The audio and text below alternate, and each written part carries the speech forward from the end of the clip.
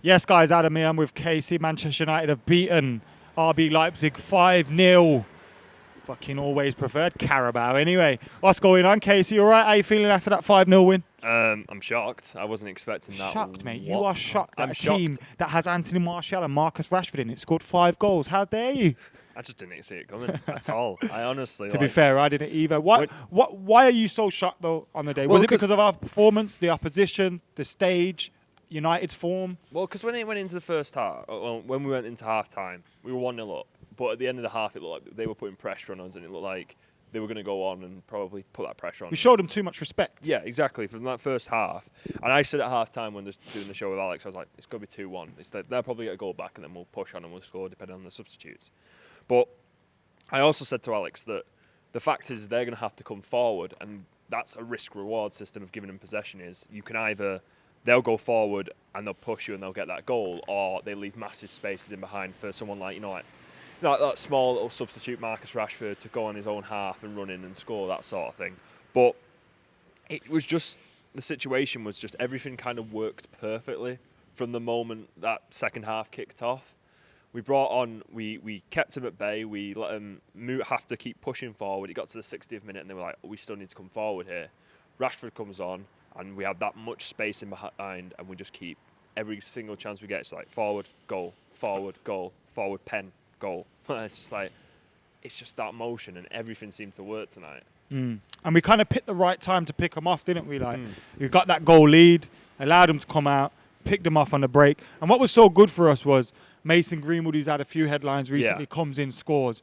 Marcus Rashford, who obviously is in the headlines for the right reason, but you also want to see him be in the headlines for his football. Yeah. He comes in, scores a hat-trick. Anthony Martial hasn't scored this season, gets his goal that he needed. So apart from a Cavani goal, it was pretty much perfect, wasn't it? Yeah, because, I mean, everyone was probably thinking when Rashford's on 2 goals and that pen, he goes down for the pen, you're like, well, that's going to be Rashford's hat-trick there. And then Rashford gives it to Martial. And we've seen it before where penalty's been given to a player who's not scored because obviously Martial. Let me tell you a secret, though, yeah? Yeah, go on. If you're a striker running through on goal and you get fouled when you're about to pull the trigger, you take the penalty.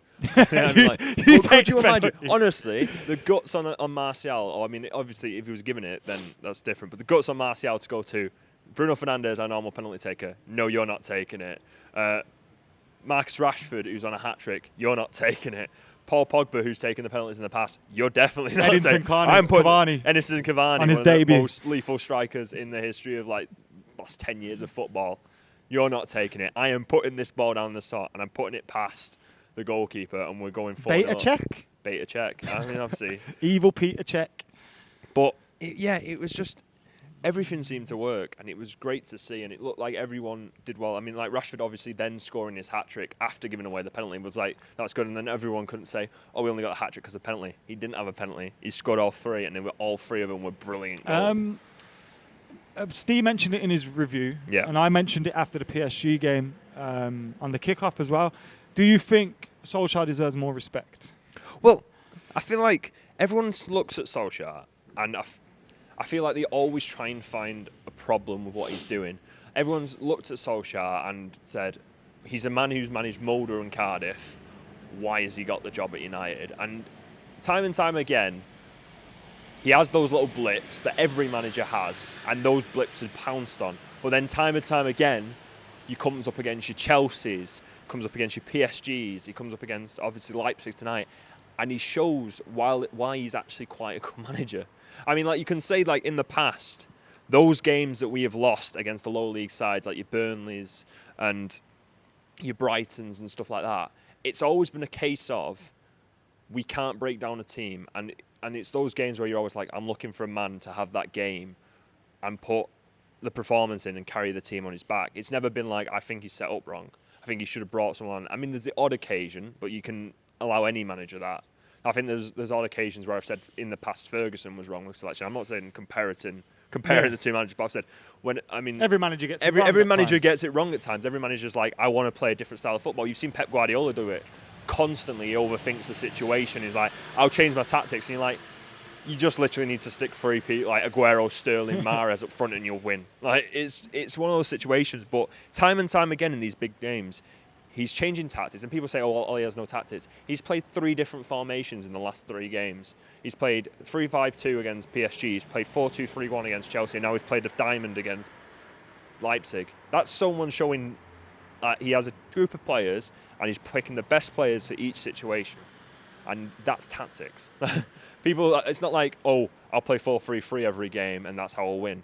That's not tactics. That's, I have one formation, please hope to God this works. So you've got to give him more credit at this point. And I mean, you maybe could have chucked that at him last year. Yeah.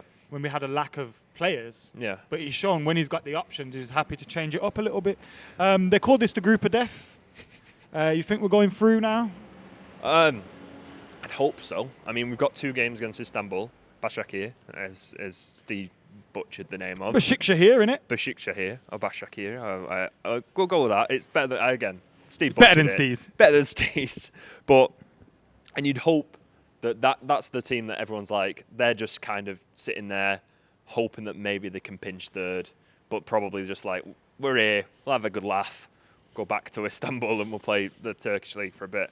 But we'd hope we get those 2 wins. And then we're through. Like, we've got 12 points then. We're through. I mean, I think even with 10 points, you pretty much put us in. Well, I mean, we're on 6, Yeah. Istanbul on 0, and Leipzig and PSG are both on 3. Oh, yeah. And then I think it goes to head-to-heads. Yeah, so providing we get the results against Istanbul, we should be in pole position But then for I first place. think we're already on head-to-head with PSG because it's head-to-head versus aways. I think it's like if you win the away fixture, I mean, I think if PSG beat us, then obviously that situation. But you'd hope we get through at this point. And I think we've proven in the last 2 games we can do it against big teams. And whether that continues going forward, because obviously group stages are a little bit more touchy-feely. Like, you know, I need to feel out this team and hopefully get the tactics right in this. And I don't know if there's legs this year in terms of the first leg, the second leg. So it's a bit more all out, I'd say. But I'm hoping that we obviously get out of this group, we go forward, and we can maybe push for quarters, semis. Let's see what happens, eh? Let's not get far ahead of ourselves, but we've made a good start of it. Who's your man of the match today, Casey? I'm going to do it as a game of 2 halves. I'm going to say first half it was Wan-Bissaka. I thought he dealt with the pressure from Leipzig. I definitely said man, innit? Not men, plural. But I feel like it was 2 different. Like, obviously Wan-Bissaka in the first Just half. answer your own questions. It's cool. Was great. Carry on. I'm just going to go with it, McCall. I'm just going to step in the middle if it wasn't for social distancing. Camera on me. First half was Wan-Bissaka. He played a great game. He defended Leipzig very well. They obviously tried to double up on him to try and get past him. I thought he dealt with every attack really well, and a special mention to Fred there. But second half, you've got to give it to Marcus Rashford because he came on, and every chance he got, and you've seen it in the past where Marcus Rashford has made those points where he's obviously got through on goal, he's over 40, and he's hit it straight at the keeper. Every single shot he got, he slotted home. So Marcus Rashford, second half man of the match, and probably overall. But yeah, go with that. All right. Cheers, Casey. Thank you very much for getting involved. We'll see you back on here soon. Guys, get your thoughts in on what Casey had to say in those comments below. See you in a bit.